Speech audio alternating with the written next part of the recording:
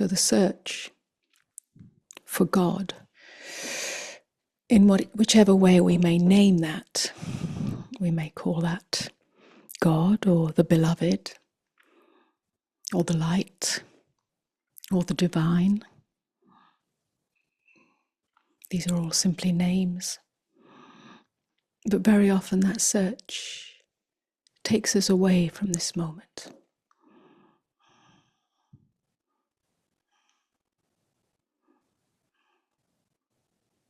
It takes us into the search for God as some distant reality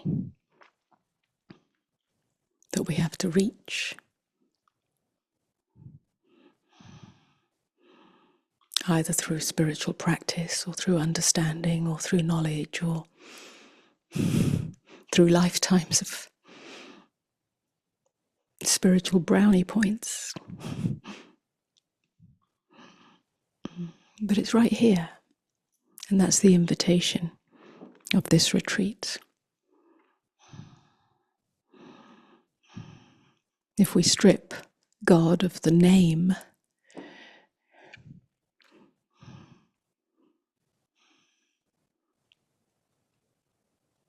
then perhaps we can begin to realize that it's simply the presence that is overlooked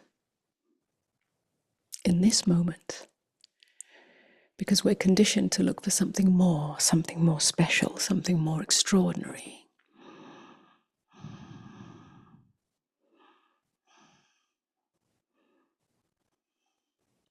But this that we are naming God is not found in our ideology or philosophy or religion. And it's not found through effort.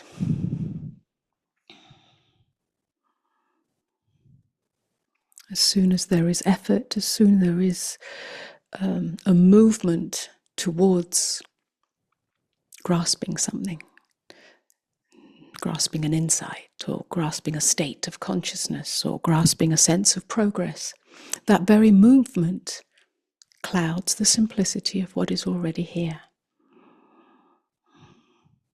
And so that's why we're speaking here of the illumination of God's being, because it's simply the light of being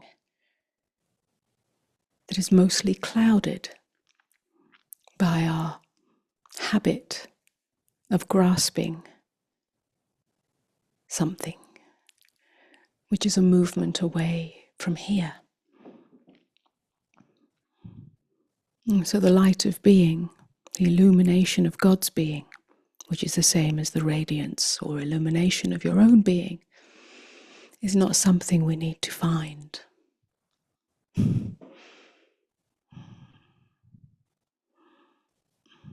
It's revealed when we are willing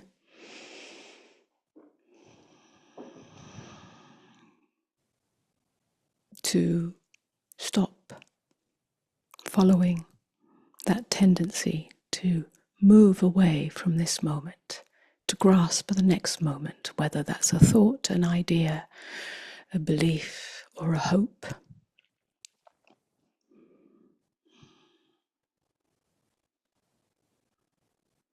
It's an invitation to rest in the mystery of this.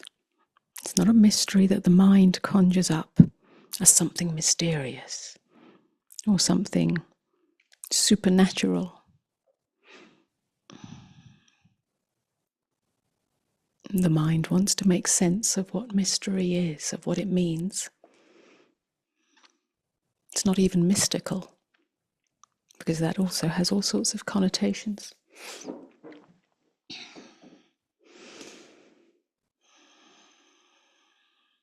And the mystery that's being invited here or spoken of here is the willingness to stop reaching towards an imaginary, better version of yourself, or an imaginary better version of this moment. Because all imaginations are not the mystery. They're attempts to know the unknowable or to know something. And when the mind grasps onto an imagination of what a better self is, or what a better moment is, or what a better life is, or what a better spiritual experience is,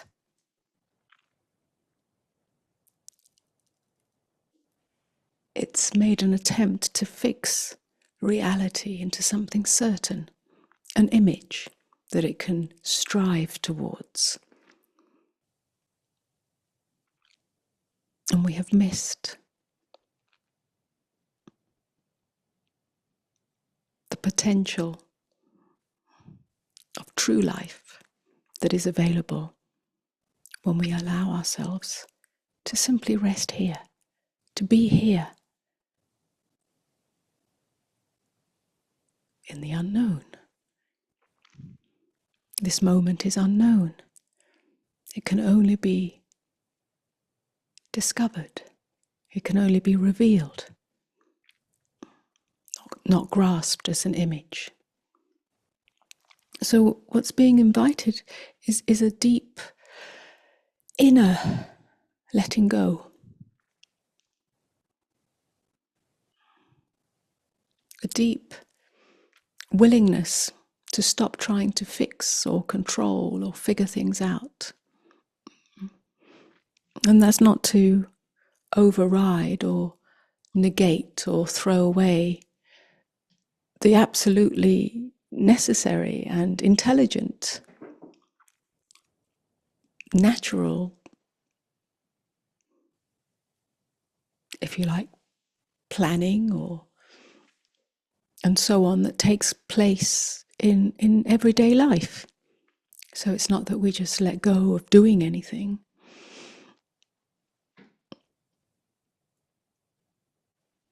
There is a quality of becoming in the human experience. But in this moment, that grasping for certainty, that imagining of the next moment is not needed. The two can coexist. In fact, they do coexist. In this moment, which is the eternal moment,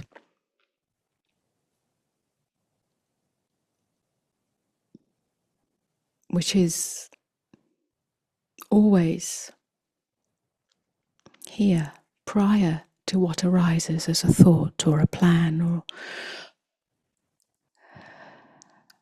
a time-based action.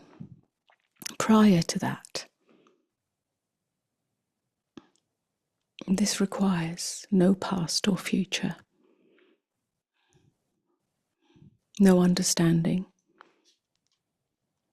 It's the willingness to allow life to be as it is in this moment, All true action takes place from there. It's a kind of settling in, a softening of control, which also softens anxiety or tension, a settling into the stillness that is here, always, whatever is taking place. And it's here in this stillness that the light of awareness, the light of being, the light of God begins to shine more clearly.